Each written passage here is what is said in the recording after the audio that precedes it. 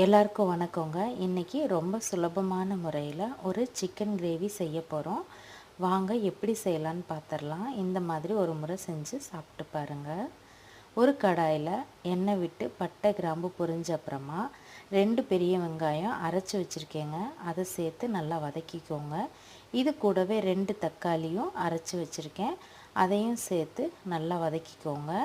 ஓரளவு வதங்கினது அப்புறமா ஒரு 1/4 டீஸ்பூன் அளவு மஞ்சள் தூள், வீட்டில் அரைச்ச மல்லி மிளகாய் தூள் 2 ஸ்பூன் போட்டு நல்லா வதக்கிக்கோங்க. நல்லா பச்சை வாசனை போகிற அளவுக்கு, எண்ணெய் பிரிஞ்சு வர அளவுக்கு நல்லா வதக்கிக்கோங்க. இதுக்கப்புறமா 1/2 கிலோ சிக்கனை இதில் சேர்த்து நல்லா பெரட்டி விடுங்க. அதுக்கப்புறம் 1/2 ஸ்பூன் அளவு சிக்கன் பொடி, தேவையான அளவு கல் உப்பு சேர்த்து நல்லா பெரட்டி கொடுங்க. அதோட தேங்காய், சோம்பு, கசகசா, இஞ்சி, பூண்டு சேர்த்து அரைச்சி இதோடு சேர்த்துக்கோங்க.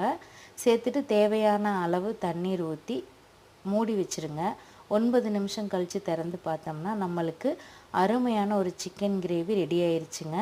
லைக் பண்ணி, ஷேர் பண்ணி, கமெண்ட் பண்ணிக்கோங்க. மறக்காமல் சப்ஸ்கிரைப் பண்ணிக்கோங்க இந்த கிரேவி பிடிச்சிருந்தா. ஓகே ஃப்ரெண்ட்ஸ், பாய்.